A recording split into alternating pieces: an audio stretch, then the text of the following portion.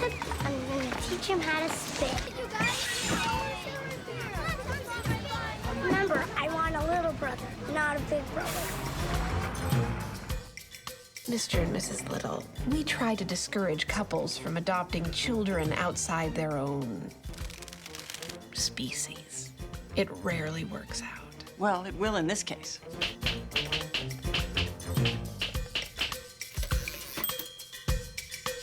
Attention, everybody.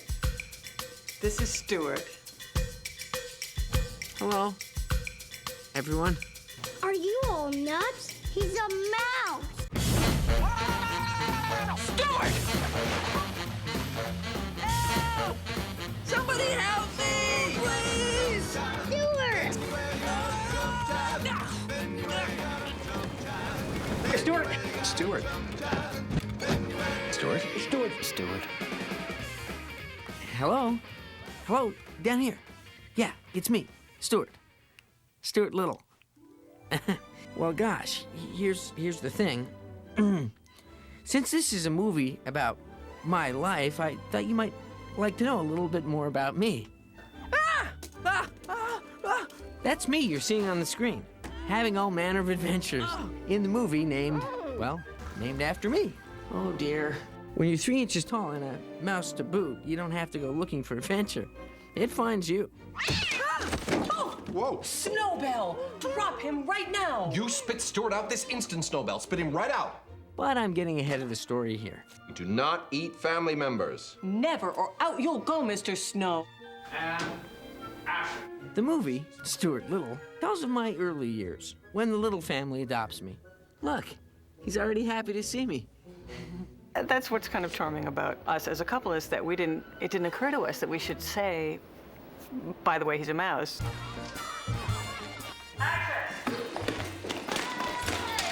Gina Davis plays my mom, Wow. and Hugh Laurie is dad. Okay, very good, everyone. You will all so good. There'll be milk and cookies on stage 8. Off the set, they're just as sweet and warm and, tall as they seem on screen. So, would you like a tour? I don't have any money. Even taller. The first thing he said to me was, stay out of my light. And we weren't even on the set. And I thought, well, there's going to be trouble here. And, you know, actually, he's not like that all the time. He's just aware of image. Well, it was a real casting challenge for us because we needed a mouse who had screen presence and had been in other movies. And there weren't many. Stuart came into my office, and I was surprised, actually. I thought he would have more of an attitude.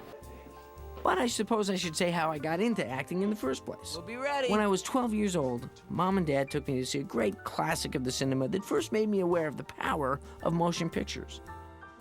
I knew right away I was destined to be an actor, and I tried out for a high school production. It was clear that my future was in acting, and I headed for Hollywood. Eventually, I managed to land some pretty good roles. It was a heady time. My big break came in the classic Of Mice and Men, playing against type as Lenny. I couldn't believe it. I looked at his resume, and it was incredible. He was in so many great things. The Mouse That Roared. He was in Mousetrap. He was in Mouse on a Hot Tin Roof. He was actually in Jerry Maguire, and they had film that we saw, and he was just incredible. It's too bad he actually didn't make the final cut. I don't think he did. Maybe he was like a little extra. He was in A League of Their Own. He had a very tiny part. It's okay to say tiny. In fact, people think he's very sensitive about short jokes, but he's not. He's great. He finds them amusing, in fact. But he had a tiny part as a hot dog vendor. And they had to cut the scene because he could only carry one hot dog at a time, and, you know, nobody could hear him yelling. And then Madonna was getting all, what about my part? So, you know, it had to go. But he was great, you know, and we did get to, you know, hang out together and get to know each other then. So it's really funny and weird that I would end up playing his mother now. Help, please, anybody! Stuart is a natural-born actor who sounds remarkably like Michael J. Fox. Sorry. This is awkward for me, too, you know. I've never had a pet cat before. To coordinate the performances of all the characters in the scenes and to make it appear as if they're all together is a tremendous challenge. So we're going to roll ahead on video a little bit further.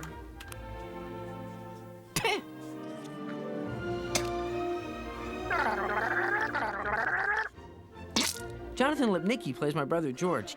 He is a real pro and gave me some great pointers on how to do your scenes with other actors without getting a stiff neck from looking up. You look somewhat like a mouse. Yeah, well, I am somewhat like a mouse. I see. I have to go.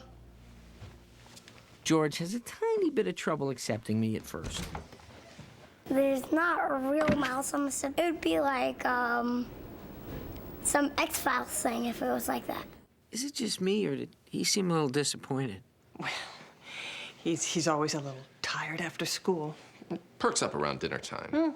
There are problems in any sibling relationship to begin with. You know, you have sibling kind of rivalries anyhow. These problems are aggravated slightly when the sibling is not of your species. Don't you have anything you want to ask, Stuart? Sure, George. Go ahead. I'm an open book. Ask me anything. The first thing that pops into your head. Could you pass the gravy? Jonathan likes to just call it like it is. He has no compunctions about just, you know, telling the truth. Are you all nuts? Bicycle, skis. I don't ski. It's a funny thing, but I guess I don't think of Stuart as a mouse. Where? Hey! Stuart, did I hurt you? I think he's sort of transcended his mouseness. Good night, Mom. Good night, Dad. Good night, sweetie. Snowbell, the family cat, at first feels a smidgen of resentment that the Littles have adopted a mouse as their new kid. Hey, Snow, I know that you and I got off on the wrong paw, and I just wanted to see if we could start off fresh, you know? Clean slate. What do you say? Want to be friends? No. He's kind of a neurotic New York house cat. He's playing with my head. He's trying to psych me out. Sick little rodent. Hey, Snow, let me in. I'm starving. What's in the dish today? Monty the Mouth. His territory has been invaded, and it's also sort of humiliating to have a mouse as his owner. Are you cozy? Yes, thanks. I'm quite comfortable. Because all I've got to sleep on is a rag in the corner, you little rat. You seem tense. Tense? Oh, I'm way past tense. Can I scratch your ears? I could rub your tummy. How'd you like to rub it from the inside, mouse boy? Oh, I think I strained some. Rob Minkoff co-directed The Lion King, so we had worked together on that. I almost think that you could do this on top of either one.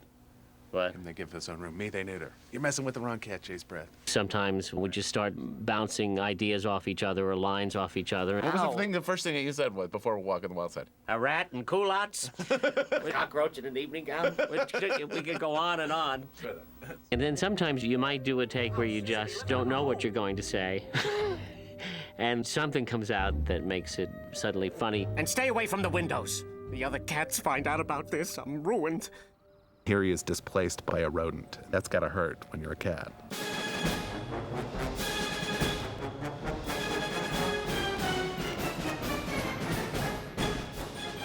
But an epic boat race in Central Park Pond changes all that. My heart still beats fast remembering that day. They made a little Central Park place, and then they put a hole in the stage and then put water in it. Stuart has a lot of things happen to him in the film. Where's Stuart? Oh! Look out, sir! Most of the problems actually derive from his size. Stuart, you come back here this minute. I can't! Why not? I don't know how! Oh,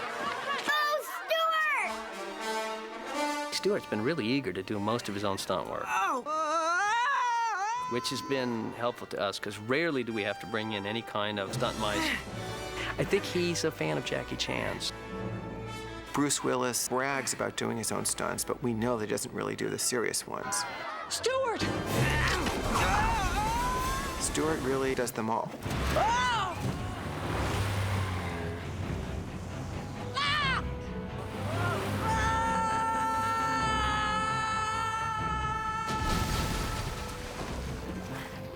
have a scene where Stuart's about to be sucked into a drain. Stuart insisted on doing it himself. I do like the challenge of doing my own stunts. I even did the stunts that involved cats. It's true that working with cats you don't know can be unnerving. Anytime you're working with actual sharp teeth and claws and hunting instincts, well, let's just say it wasn't a huge challenge as an actor to show a bit of anxiety in those scenes. I'm not just a mouse. I'm also a member of this family. A mouse with a pet cat. A mouse with a pet cat! I guess that is pretty funny. Pretty funny? When we first brought the cats in to meet Stuart, of course, he was a little reluctant, him being a mouse and everything. I'm gonna kill you! So that first day was a little uneasy for everybody. The insurance company, they were there. Everybody was a little nervous.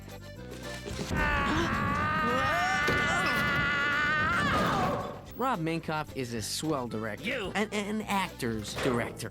Whenever my performance became a little flat, he could always find a way to get me animated again. He was a bit like clay in my hands. And I'm still trying to get the clay off of my hands, actually.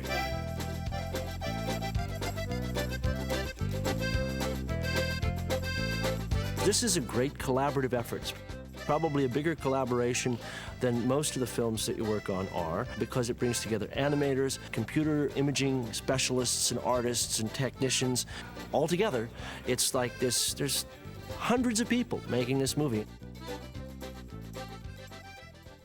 First, they had to figure out how to use state-of-the-art computer graphics to allow me to shrink an inch, so I could play myself at a much younger age.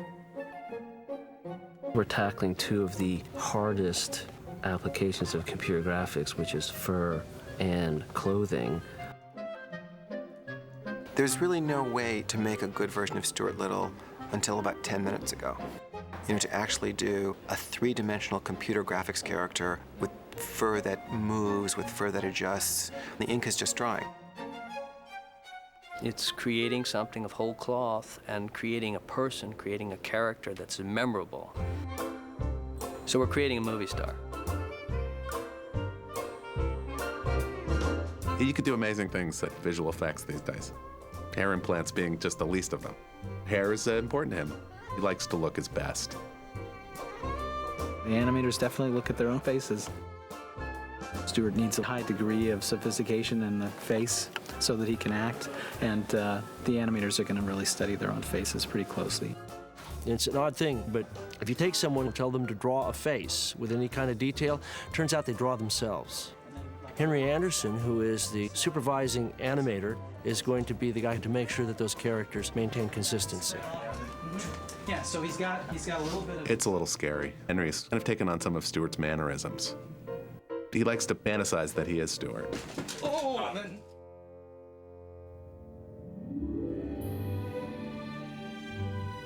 George, time to get up.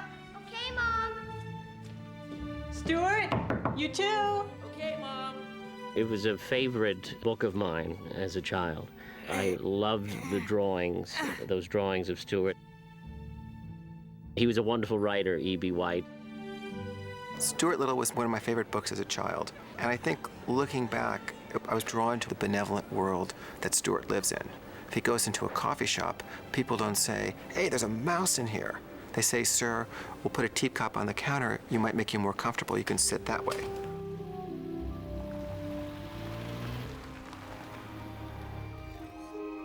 Unlike a lot of directors, Rob really understands the visual imagery that you can do very quickly. So you can sketch up a lot of ideas, or you could talk about things on a visual level that he totally understands just from the roughest sketch or idea. It was very clear in the script that said the home was a special place and it existed for many generations.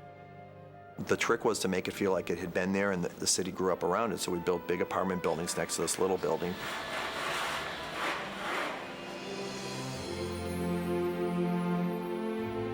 Through the movie magic, you'll see this big city surrounding our little house. There's a lot of planning in a film like this. We have storyboards for every frame of film that's going to be shot. And we've spent months going over the storyboards and making sure every department knows what their responsibility is for that particular shot. roadster. In making this movie, I needed to relive all the heartaches and joys of the time right after the little family adopted me. Stuart, what's wrong? Nothing. It's the first time I fit in since I got here. There's even a heart-wrenching moment when a mouse couple shows up at the door to announce they're my real parents. And they've come to claim me.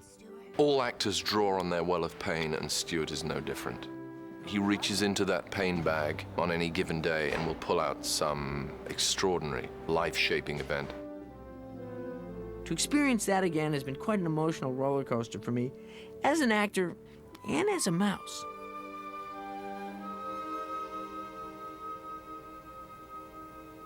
It's darn hard to play yourself. Howdy, partner. We actors like to lose ourselves in our roles. It's the make-believe that we love. But to play things that actually happen in real life, well... Stuart, everything all right in there? Don't come in. That takes a little working out. How do I look? Fantastic. I hardly recognize you. Very smart. And you look just like a little. I do? Whew, good.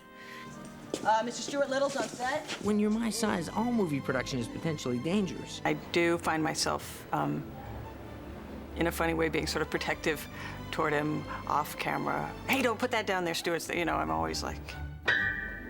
Stuart?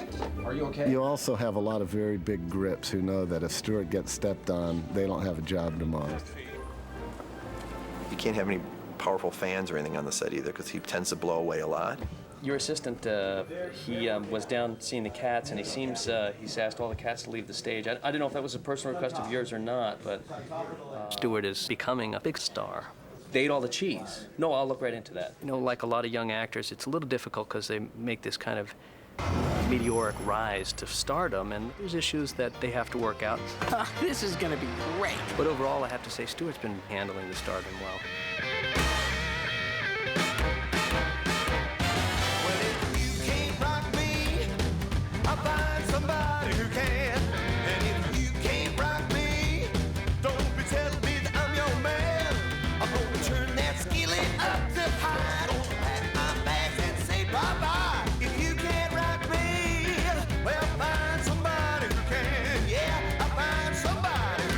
Stuart's kind of like a hepcat little mouse, like a little hot rod and stuff, like this cat's got.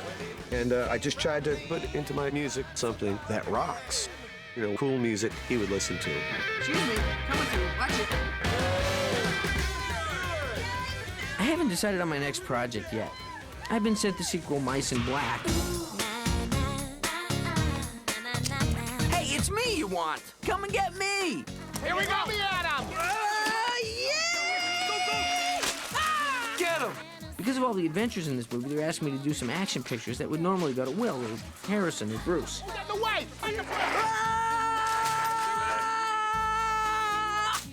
That would be fun. Hey, Smokey! What I really want to do is direct. So, folks, we're at the end of... No. Oh, over here. Please. Thank you. Well, being 3 inches tall does sometimes have its problems.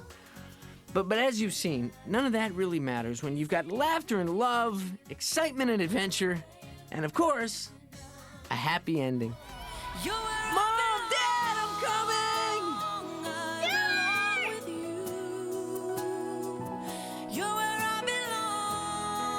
Mom, Dad, George!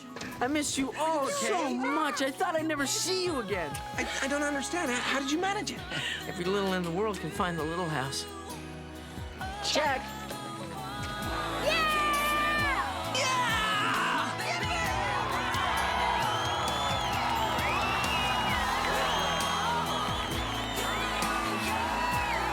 Who is that mouse anyway? That's no mouse, that's my brother.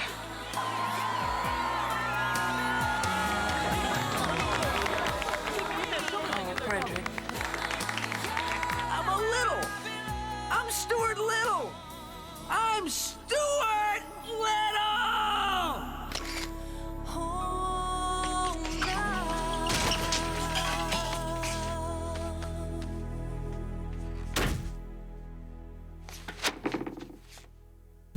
I have a dream Everywhere I go, most everyone captures my eye, and they find me so fascinating and educating, quite a keen interest in a very special guy.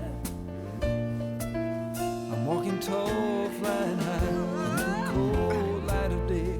It's not so easy, I say. Oh, I'm so lonely. I'm feeling relatively blue. Oh, I'd love an extra kin or two. There has to be a place for me where I belong right now. Don't need a dynasty, a name to share, a heart to care. That's really all. And then I'd be walking tall. That's really all. That's all I need. A name to share, a heart to care. And then I'd be walking tall.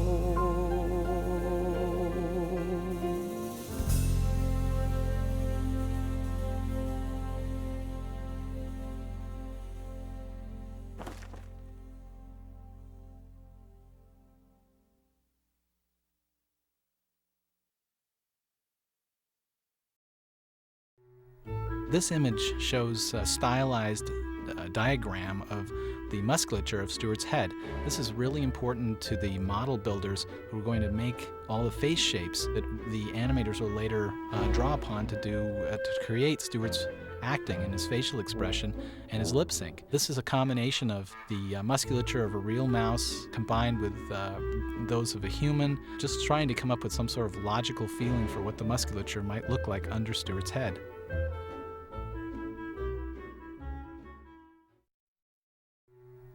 With conventional animation, the character can change his shape from a front view to a profile view, which is not the case with Stuart. He has to be photorealistic, and he has to maintain his volume.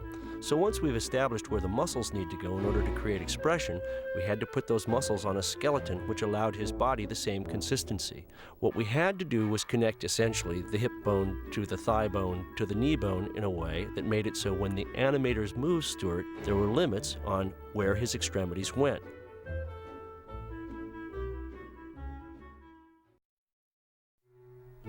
Now this is an example of all the different, what we call face shapes, to create a library of expression. The digital sculptors basically made these masks. I think there are 33 of them in total, and then actually 66 if you count both sides. And this would allow animators to blend between different expressions or levels of expression to get a particular performance. And we made these masks so that his performance is always consistent. The contours of his face would remain a particular way from shot to shot, just like a person has their own types of expressions.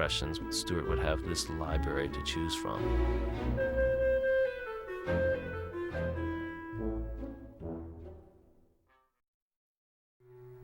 There were lots of other things that we had to do to Stuart. He was going to get wet. He was going to be blown by the wind.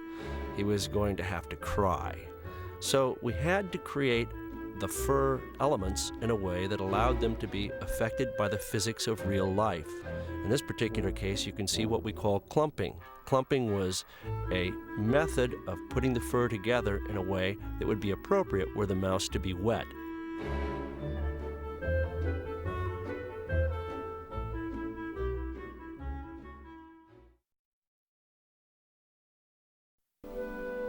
Throughout the film, the actors had to perform to basically nothing. There was no character actually there. We'd rehearse the shot with a puppet, usually a stand-in Stuffy, and then for the actual take, the actor would have to play against nothing. So here you're seeing Gina on the the final pass of just kissing the air, and later that's where we'll put Stuart.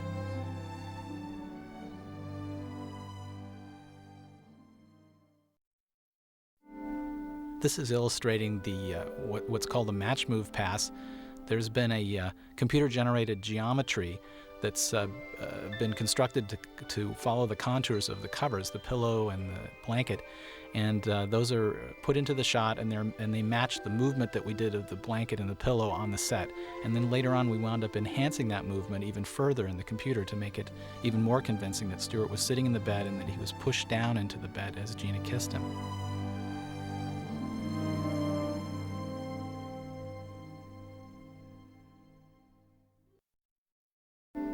After we've recreated the camera and the computer, we can then add Stuart in. This is a very simple model of Stuart for the animator to begin what are just basically character sketches. And these are key poses to give the director and Henry Anderson, the animation supervisor, a feeling of what his performance would be. And the gray shaded object in the foreground is actually the sheet cover. And we have to model all those things to really give an animator the feel of the environment that they're putting Stuart in.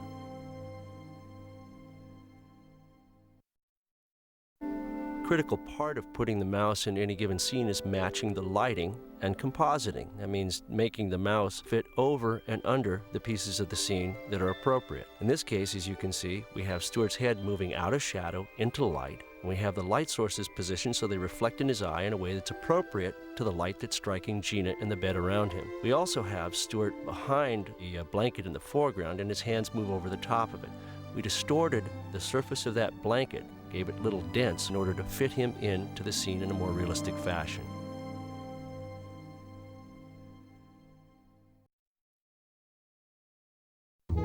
Here's Stuart brushing his teeth.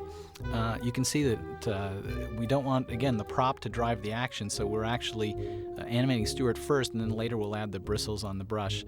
There's some extra deformation that's going on around the mouth so that it'll feel like the bristles are bumping up against his lips, as well as when he swishes the water around, we use some deforming tools to sort of pull his cheeks out and puff them out and make it look like he's got water in there.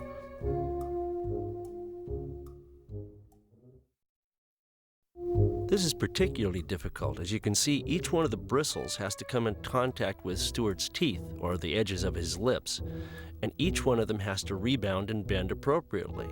This took a huge amount of time, and it's a relatively subjective issue as to how much the brush should bend.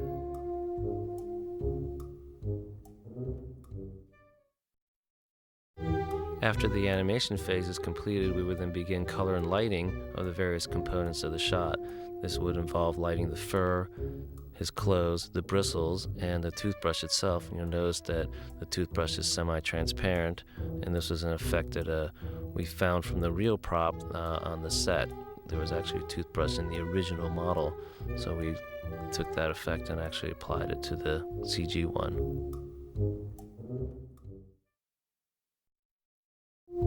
And here we've added the effects, the water spray, and it just adds that last degree of believability that really convinces you that Stuart's actually here. He's holding an adult-sized toothbrush, he's gripping it in his own special way, and he's going to work on his teeth.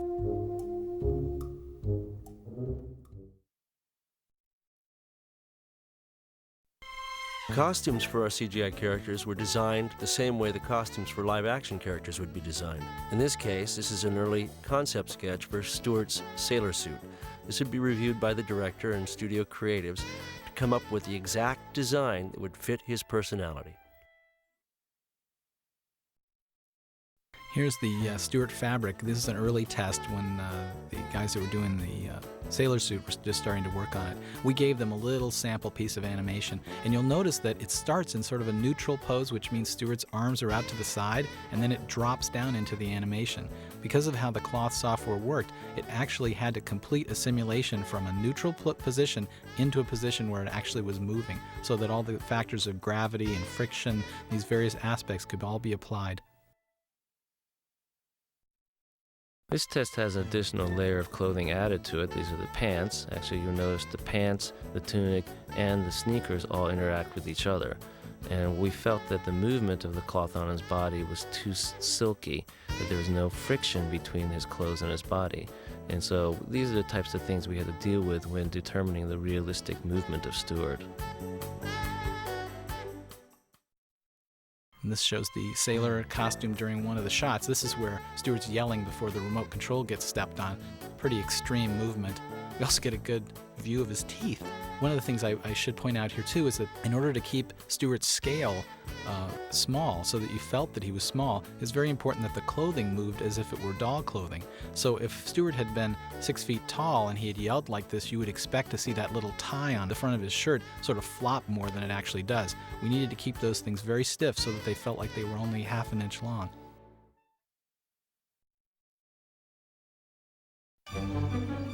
One of the things that was great about this show is that we didn't have to deal with motion control. Because we had such accurate match moving, we could shoot scenes at real time. This is a background plate from the boat race sequence. We took a camera on a long arm and slid it out over a huge tank. This tank was 150 by 100 feet, and the backing, the sky that you see behind the boats, was painted on the wall of a building. This is the foreground boat element for the composite. The silver ball and the gray ball are reference devices for us to integrate Stewart into the scene. We'll use these to judge how the light falls on the scene. The human hand operating the boom will be painted out. It was, for us, the easiest way to make the boom do that motion. You'll notice that the steering wheel is also missing. Since Stewart will be interacting with it, we will create that as a computer graphic element. In order for the character to have the appropriate motion against the background, in some cases we actually manipulated the plate, meaning the scene with the boats and the sky and the city. In this case, we rotated the plate to make it look as though the boat that Stewart's on is leaning over. Here's the shot as it appears in the movie, and you can see between the last one we looked at, which was the first animation pass, and this one, we refined it a great deal. We had him start to slide more down the deck and spin the wheel faster and faster and faster to increase the frantic quality of the shot, and then really try to clamber up to high ground. And having that boom switch over at the top also just helps to underscore his dire predicament that the boat's really pitching over.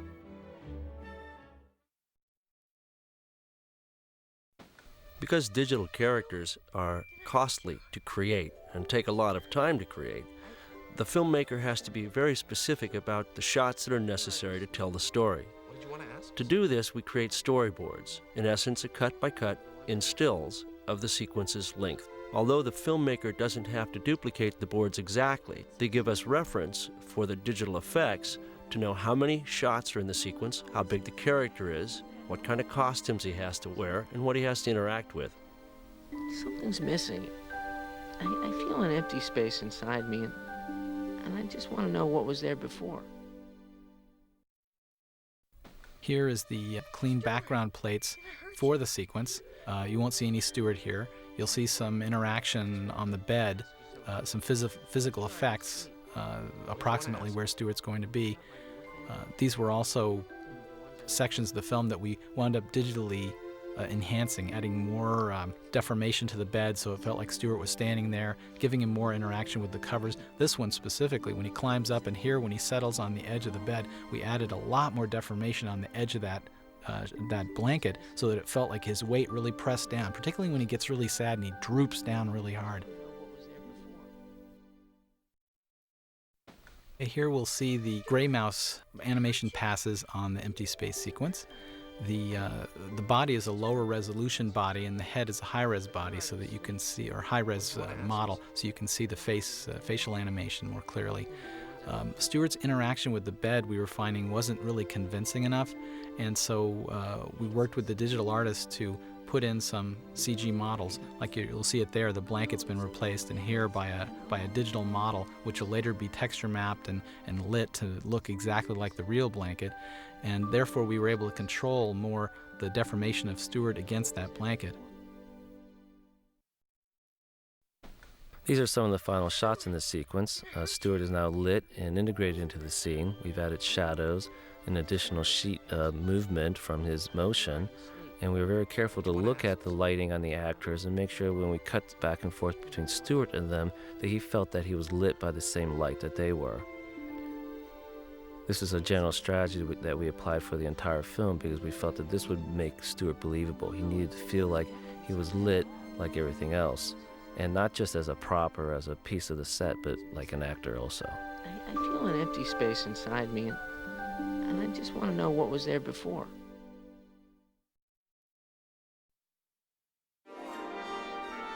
This is Rob Minkoff, and what you're about to see is a visualization of the boat race sequence in its first incarnation, a version that was developed very early in the pre-production of the movie, one that did not actually get used for the movie, but one that we put a lot of effort and attention into in order to create a very dramatic and dynamic sequence for Stuart to participate in the boat race and be heroic in his victory.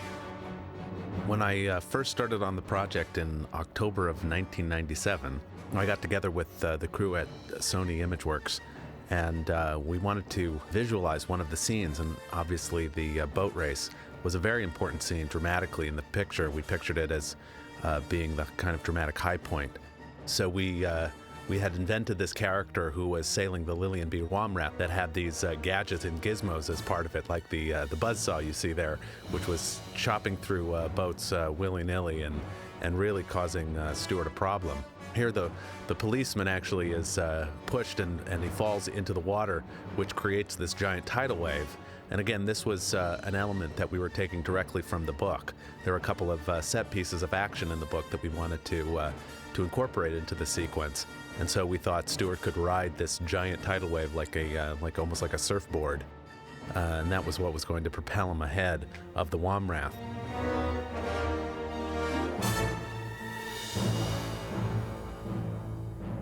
This was a sequence that we invented.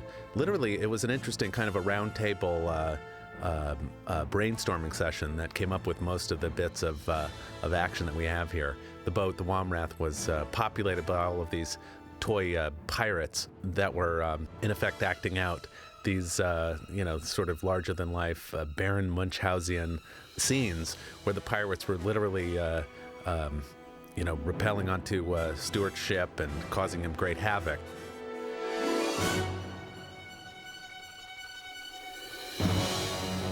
We wanted to do this in a way to give Stuart characters that were his size,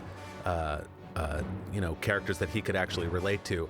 And when he got on board the Womrath, we would, alter the scale, in a sense, of the world of the story. Because our vision was that Stuart Little, part of the charm of the book and part of what made it an intriguing project, was this notion that as a character who's only 3 inches tall, he could inhabit these miniature worlds, which would become, in a sense, full-scale or human-scaled worlds.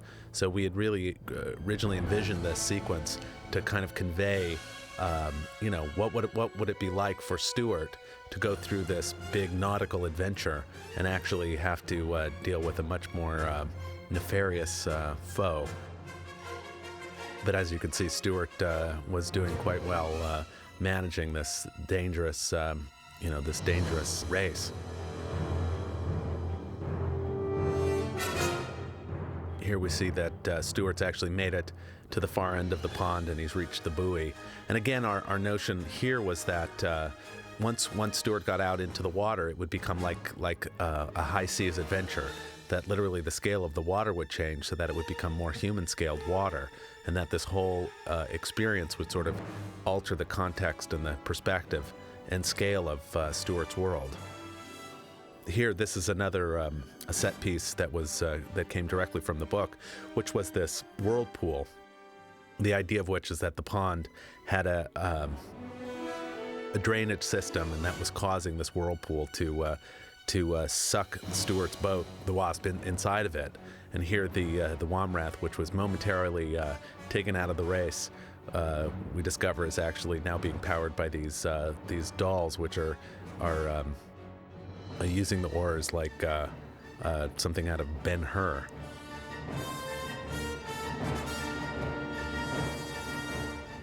Another scale shot of the boat, which was meant to show the sort of heightened drama. The boat pushing Stuart's boat into the whirlpool, where he will meet certain doom. But of course, Stuart, being the plucky fellow that he is, won't give up, and he gets the idea when the rope and hook slide across the deck, gets the idea to use it as a grappling hook. And he throws it up onto the Womrath and catches hold. but of course he does a little damage to the boat in the process, the hook getting spun around and wrapped into the motor. So this whole sequence was really designed as a series of reversals, where Stewart you'd see him ahead, in a sense, winning the race or beating the Womrath, and then forced into some kind of perilous situation, and we would see Stewart getting in and out of danger. And of course, to produce this scene, it turned out once we had actually finished the storyboard and conceived it, to actually create this scene on film would have taken about half of the movie's budget. So we had to pare it down considerably in order to make it, just commercially viable.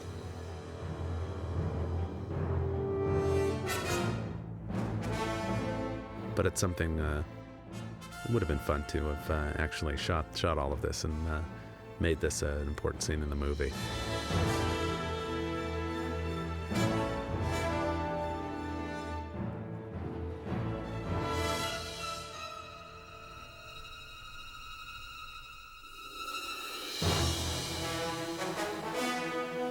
When you work on a picture like Stuart Little, a lot of work is put into the developing of ideas in pre-production, where you're exploring different possibilities for what might happen. In this case, Tor Frudenthal, who was our conceptual artist, did the storyboard for this sequence. And we'd gone through many revisions to actually achieve what this is before it had gone through a major revision where we decided that we were going to move in a radically different direction with the nature of the boat race.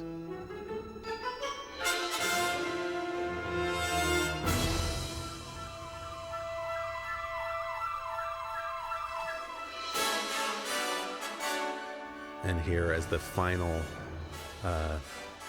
act, the Womrath launches a little dinghy, which is powered by these oarsmen and has a little mechanical monkey banging out the rhythm with his cymbals, giving Stuart one last trial in the race. And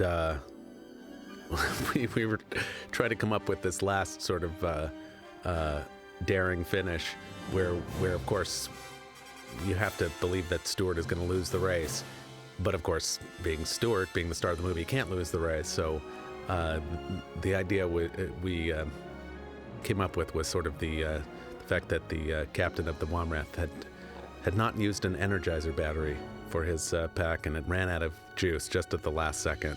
So just as the boat is going to cross the finish line, they slow down, and Stuart breaks through the tape and wins the race and becomes the hero.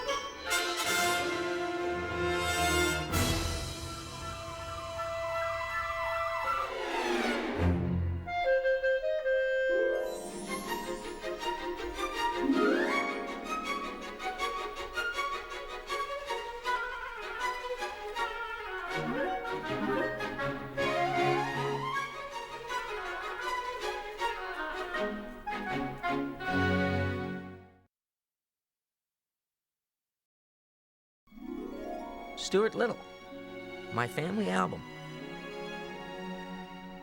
Hi, I'm Stuart Little, and this is a picture of me. I'm 4.5 inches tall. Even though I'm small, I still manage to get into all sorts of adventures. I used to live in an orphanage with lots of other kids. Mrs. Keeper took care of us.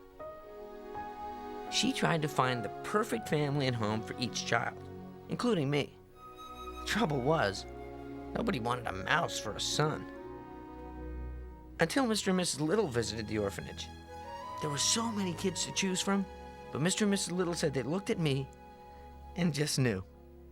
Just like that, I became Stuart Little. My parents took me to the most wonderful place in the world, my new home. There I met my new brother, George, who wasn't too happy to see me. I guess George didn't want a mouse in the family. And neither did Snowbell, the family cat. As soon as I walked through the door, Snowbell tried to eat me. My parents tried to make me feel at home. My room was all ready and waiting for me. Everything was just a little bit big for a mouse my size, which made things very tricky. One morning, I was brushing my teeth when George accidentally threw me down the laundry chute with his pajamas. I ended up in the washing machine. Luckily, my mom rescued me just in time. I was one very wet and very clean mouse. Little by little, I started to really feel like one of the family. And what a family it is. All of the little relatives came to my party to meet me. It was a fairy tale come true. Everything was going well, except George still didn't like me. But he did like to build miniature models, and he had created an amazing miniature world in the basement. There was a train set, a western town, a miniature car, and an incredible model sailboat called the Wasp. George let me help him finish building the boat, and we entered it in the Central Park boat race. At the last minute, the boat's remote control broke. I sailed the Wasp and won the race. George had never been prouder of his new brother, me. Now everything was perfect. Until Mr. and Mrs. Stout arrived. They said that they were my mouse parents, and they wanted me to live with them. With tears in my eyes, I packed my suitcase and left with the Stouts. Little did we know that Snowbell and a mean group of alley cats had convinced the Stouts to lie. They weren't my parents after all. My mom and dad told the police what had happened. It didn't look like I was ever gonna see the Littles again. But my brother George wouldn't give up. He plastered posters about me all over the city, while I left the Stouts and tried to escape the alley cat's clutches and find my way home. In the end, it was Snowbell who saved me. He realized that I was a true little after all, and he stood up to the alley cats and defended my honor. Now we're one big, happy family.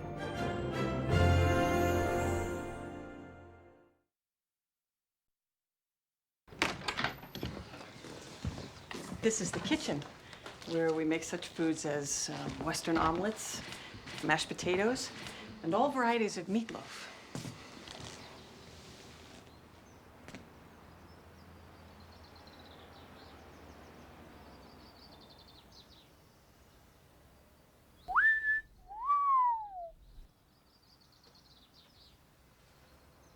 And this is the dining room, where we eat such foods as Western omelets, mashed potatoes, and all varieties of meatloaf. The family dining table, where there's a place for every member of the family. The family dust mop.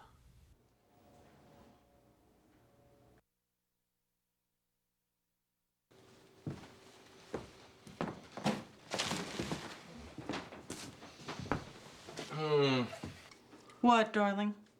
Oh, I was just wondering if... The party was a horrible mistake. No, if there was any cake left. Cake. Ha! That's what I was thinking too, cake. Maybe you should... Talk to George? Check the refrigerator. Eleanor, what if we're just... Horrible parents? I was gonna say slightly overreacting. Frederick, we're turning into strangers.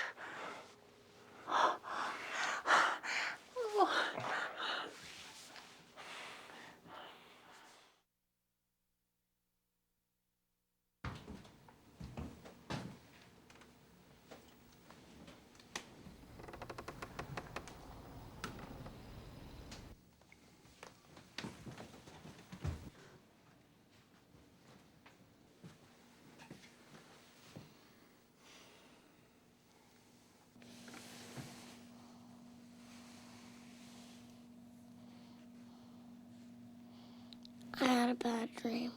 Did you? Come on. I dreamt that Stuart left with his real parents and never came back. Oh, no.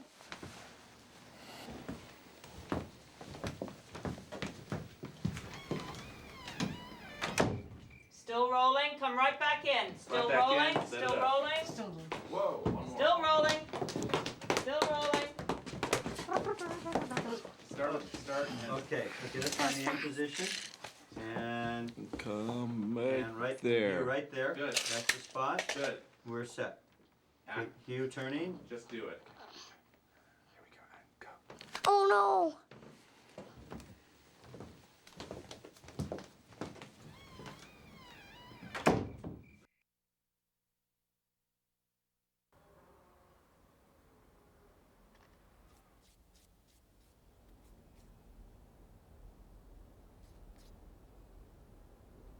What's on your mind, dear?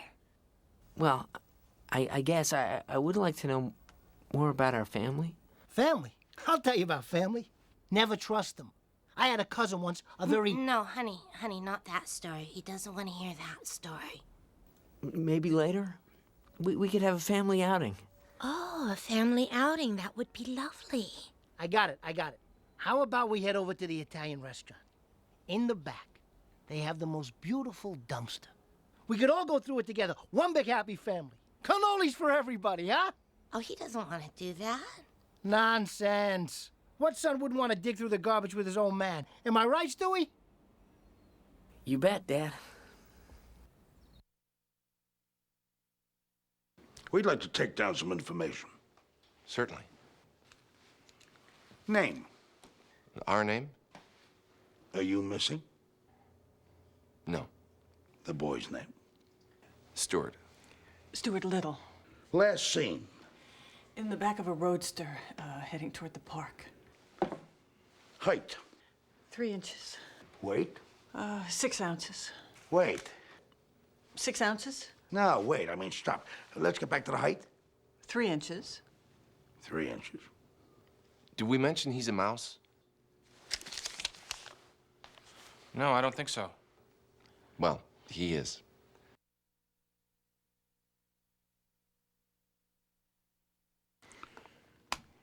Turn to the left.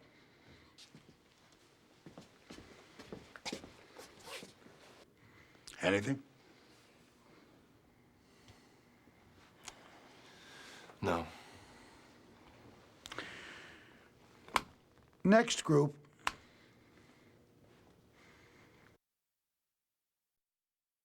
You know they don't like strange cats in the house. Not that you're strange. How are you with plaster, Stewie? Reggie's not so good with his hands. What? That's not what you used to say. Reggie? Oh my God, you are so disgusting. Sorry.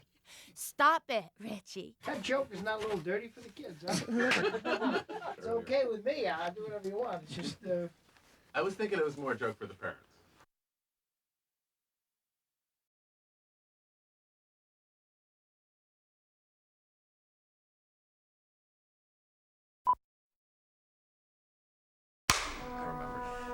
Okay, who's everybody watching? Gina and you. Are you sure it's...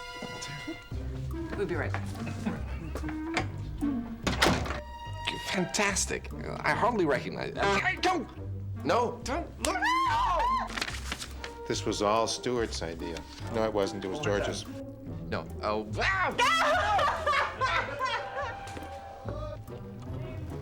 Marker. He gets that black. Okay. Stop it.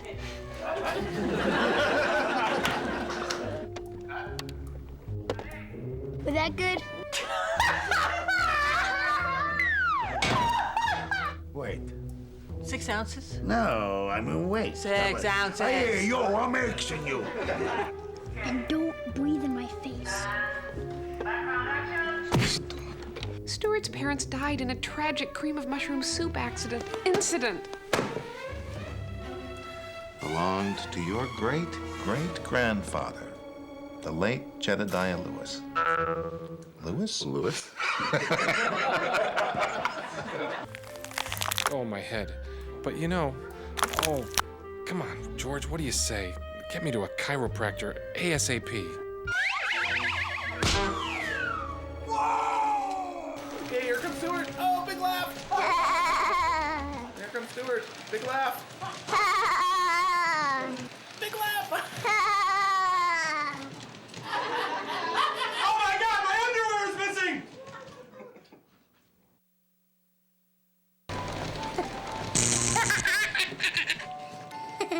You're crazy.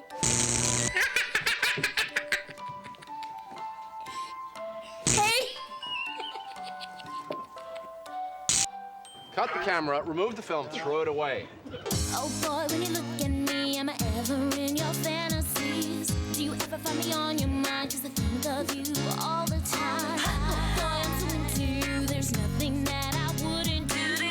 I'll give you what you please. Just tell me, baby, what you need. Come on, boy, I'm here for you. Just tell me what I have to do. Here's your chance. I know you won't regret it. 1,000,000 to 1 if you come and get it. I'll be your pleasure all the time. Just say the words that you'll be mine. I know there's nothing I wouldn't do. Just let me be with you. I need to know if you love me too. If these same crazy feelings can come over you. I need to know what I can do to make you love me the way I love you. I need to know. I need to know now. Right now. I need to know what I can do to make you love me the way I love you. I need to know.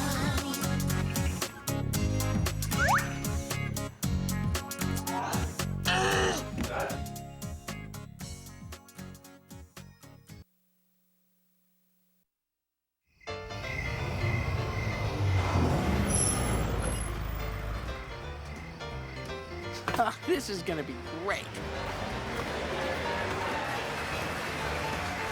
Ah, Stuart, enjoy the show. Oh, thank you, I will. Okay. Karen!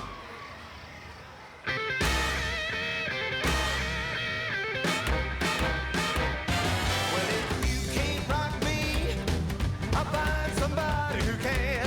And if you can't rock me, don't be telling me that I'm your man. I'm gonna turn that skillet up to high. Gonna pack my bags and say bye-bye. If you can't rock me, well, find somebody who can. Yeah, I'll find somebody who can. See that coat over there?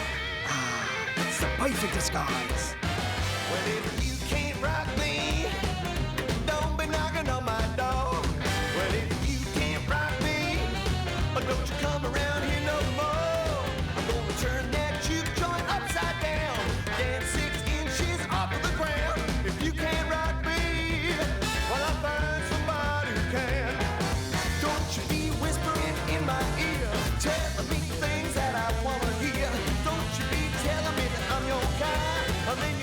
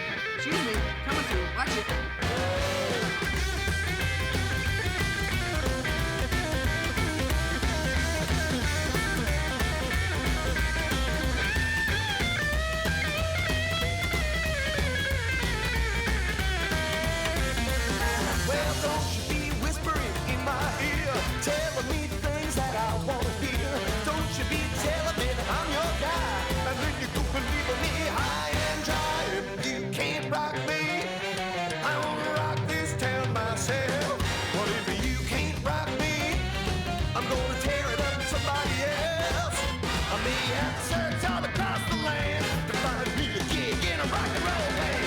You can't rock me. Well, I'll find somebody who can. Yeah, I'll find somebody who can. I'll find somebody who can.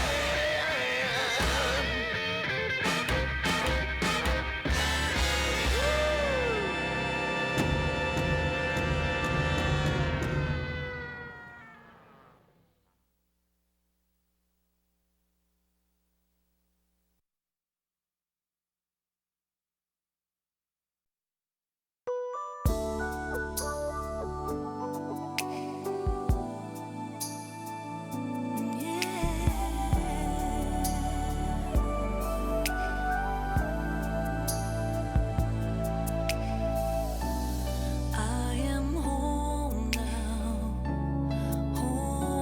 now. I've been waiting for forever to find you. I'm not alone now, 'cause you've taken in my heart from